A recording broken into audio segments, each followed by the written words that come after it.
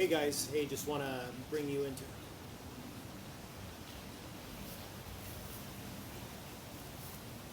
Hey guys, I just want to congratulate you. From the fact that we're having this video means that we are approaching phase 2 and phase 3 with a lot of individuals in the IP program. That's amazing. You guys are rock stars.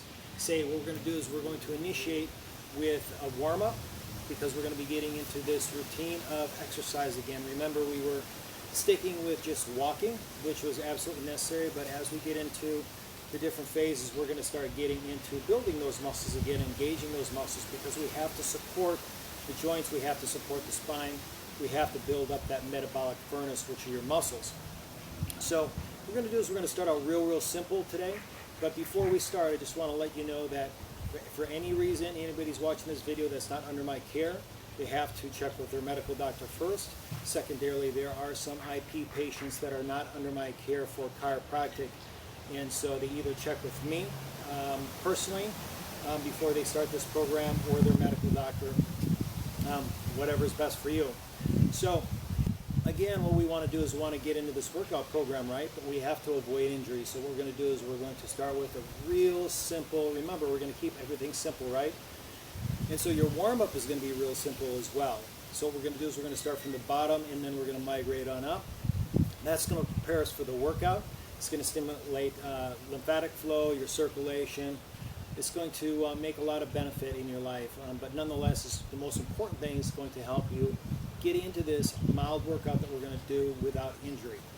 And so, again, as we're going through this, if you have any questions, let me know. Now, some people in the program actually have some balance problems, so what we're going to do is I'm going to utilize a prop to show you the best way to do this exercise if you have balance problems. If you don't have balance problems, you probably don't need this prop, and it's just going to be the simple chair. So, a lot of people, when they start exercises, they will actually have some injuries in their ankles, in their knees, in their hips, or have some old injuries that they have to deal with. So we're going to start with the ankle, and all we're going to do, stabilize yourself if you have that ankle problem or that balance problem. And all we're going to do is we're going to do 10 clockwise, 10 counterclockwise. And we're going to do both ankles. Now, as we go through this warm-up, I'm not going to do all the reps. I'm going to describe them to you, but just for the sake of brevity, what we're going to do is we're going to go step by step by step without all the reps, so you know exactly what's going on. You apply all the reps, though, please. So secondarily, after we get done doing both ankles clockwise 10, counterclockwise 10, what we're going to do is we're going to migrate into the hips. So what we're going to do is we're going to do a uniplanar exercise where we're going to be swinging the hips, get those muscles engaged, get that blood flow going. So again, we're going to utilize a chair.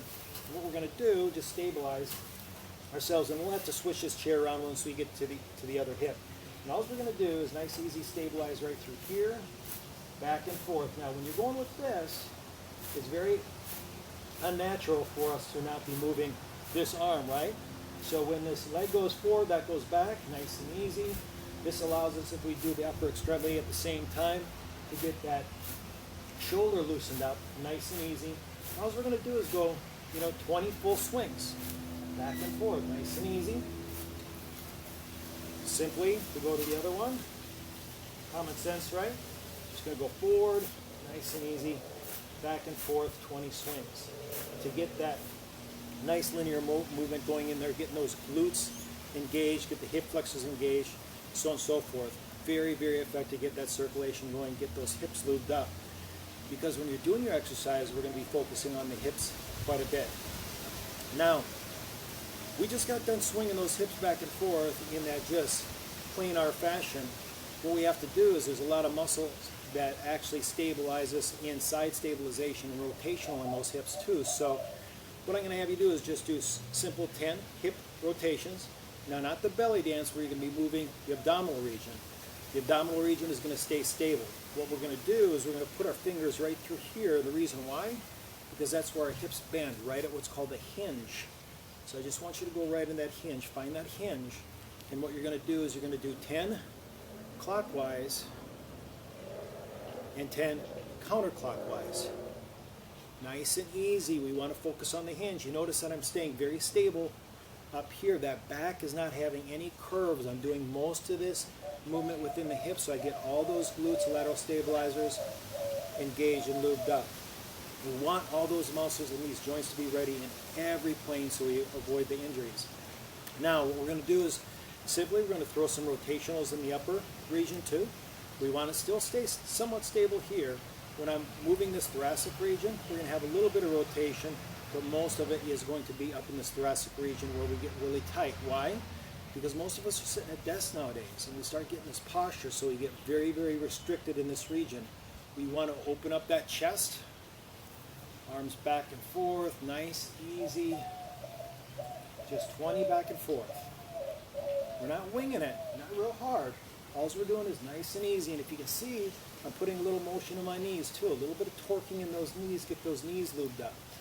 If you have knee problems or any meniscus problems, you're probably going to want to restrict it to the upper body and go real, real slow. I'd rather have you start real small and then work up than try to work up right away and then injure yourself. So light and then progress to a little bit more of a advanced or a little bit more aggressive.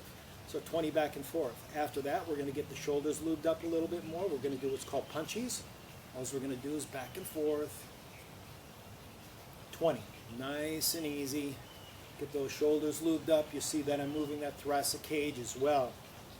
After we do 20 there, what we're going to do is we're going to do our rotations, right? We have to get those rotaries engaged. The neck is just as important as that low back. So we're going to shoulders back, nice and easy. Nice easy rotation, back and forth.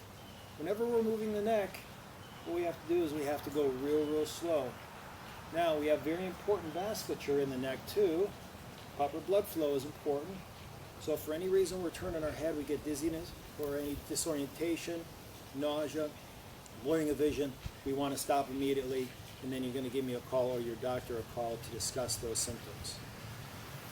We also need to get these muscles called the levators and some of these upper traps loosen up. So after we do a rotation, 10 times each side, back and forth, so we got 20 total, right?